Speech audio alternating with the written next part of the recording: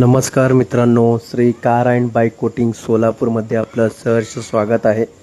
आपण पाहू शकता वॅगन या गाडीचं पोलो या गाडीचं आपण हेडलाइट क्लिनिंग करत आहोत।